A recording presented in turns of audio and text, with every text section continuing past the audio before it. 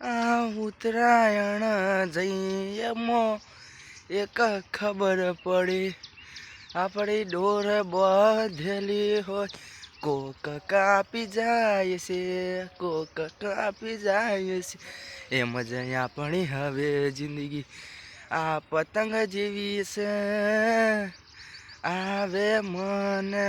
ખબર રે પડી